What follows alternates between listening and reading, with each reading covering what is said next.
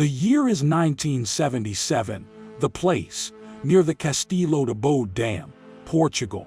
A 23-year-old pilot of the Portuguese Air Force 31st Squadron had an alarming close encounter with a UFO.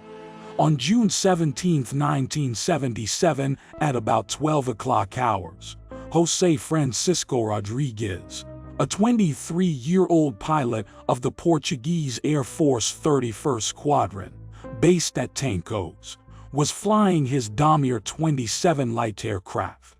At this time the weather was poor, with intermittent rain and a cloud ceiling of less than 3,000 feet. Visibility was about 5 miles. Sergeant Rodrigues was flying over the Castelo de Bo Dam when suddenly, emerging from the clouds, he saw a dark object against a backdrop of white stratocumulus, slightly to the right of his plane.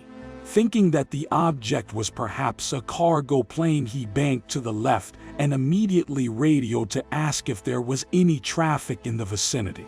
A reply came in the negative.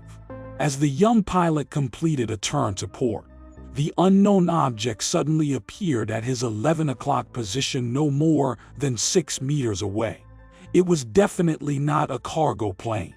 The upper section, partially concealed by cloud, was black, and on the lower section there appeared to be 4 or 5 panels. The object was approximately 13 to 15 meters in diameter.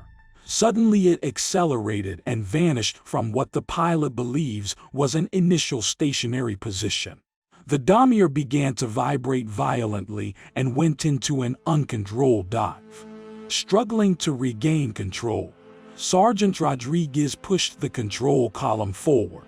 Airspeed increased to 140 knots, then 180 knots as the ground came nearer. Control was fortunately regained when almost touching the treetops, and the plane was landed in one piece, with a badly shaken pilot. During the encounter, the directional electric gyroscope connected to a magnetic compass rotated wildly, and by the time the plane landed it had deviated by 180 degrees relative to the magnetic compass. Sergeant José Vicente Saldanha, the duty controller that day, confirmed Rodrigues' radio call, and that about a minute later he heard a loud shout. The base is about 5 kilometers from the dam above which the incident occurred, but owing to hills and poor visibility nothing was seen from the tower.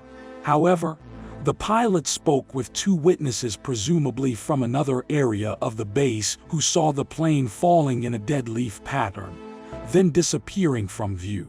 They also heard the engine roaring as the pilot regained control. Such was Sergeant Rodrigues' state of shock when he landed that he had difficulty speaking. An examination by the base doctor revealed no untoward medical cause that might have accounted for his condition, and the duty controller felt certain that a simple engine problem would not have upset the pilot to such a degree, nor could any fault be found with the engine.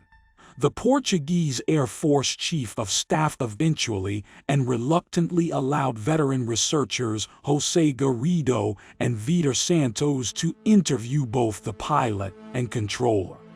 Their conclusions were as follows.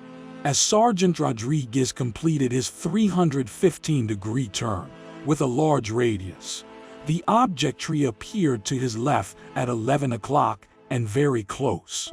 It is hard to decide whether the object moved or not during the 40 seconds that the plane took to complete the turn, although the original report conveys that idea.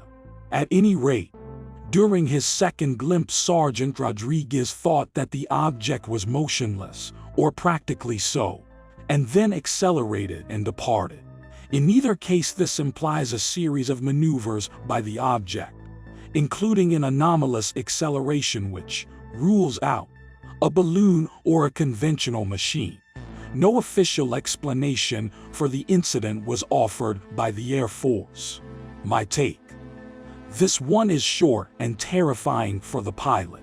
Another unknown aircraft flying that close to him without any warning. Was it a secret military craft or something more exotic? Hard to tell. What do you think? Resources. Above top secret. Timothy Good, 1988.